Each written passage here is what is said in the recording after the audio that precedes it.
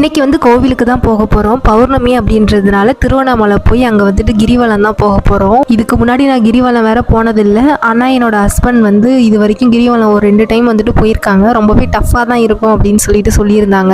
ஆனால் நான் வந்து வேண்டுதல் வேறு வச்சுருந்தேன்னா சரி எப்படினாலும் வந்துட்டு நடந்தே தீரணும், ஸ்டாப் ஆகிட மட்டும் கூடாது அப்படின்னு சொல்லிட்டு ஃபஸ்ட்டு வந்து என்னன்னாலும் பார்த்துக்கலாம் அப்படின்னு சொல்லிட்டு வந்துட்டு கிளம்பிட்டேன். சாப்பிட்டுட்டு கிரிவலத்தை ஸ்டார்ட் பண்ணிடலாம் அப்படின்னு சொல்லிட்டு ஒரு கடையில் தோசை வாங்கி நானும் அப்புறம் என்னோடய ஹஸ்பண்டும் சாப்பிட்டு முடிச்சுட்டு நடக்க ஸ்டார்ட் பண்ணிட்டோம். ஏன்னா வந்துட்டு ரொம்ப டிலே பண்ணால் கூட்டம் இருக்க அதிகமாகிட்டே இருக்கும். அதுக்கப்புறம் நடக்கிறதுக்கே ரொம்ப கஷ்டமாக இருக்குன்னு சொன்னாங்க. அதுக்கப்புறம் சரி நடக்க ஸ்டார்ட் பண்ணால் எங்கே ஒரு 2-3 கிலோமீட்டர் தான் நடந்திருப்போம் போல். அதுக்குள்ளேயே எனக்கு வந்துட்டு மூச்சு வாங்க ஆரம்பிச்சிருச்சு. ஐயோ முடியலையே அப்படின்னு சொல்லிட்டு உட்காந்து ரெஸ்ட் எடுத்து பொறுமையாக அதுக்கப்புறமா நடந்துகிட்டே தான் இருந்தேன். ஆனால் லாஸ்ட்டு ஒரு 5 கிலோமீட்டர் வந்துட்டு என்னோட காலோட அந்த கால் வந்துட்டு எப்படி சுளுக்காயிடுச்சு போல். சுத்தமாக என்னால் பாதத்தை கூட வந்து எடுத்தே வைக்க முடியல. செம்ம மழை வேற ஒரு பக்கம் பெஞ்சிக்கிட்டே இருக்கு, ஒரு பக்கம் கால் வேற சுளுக்கிக்கிச்சு. ரொம்ப கஷ்டமாயிடுச்சு.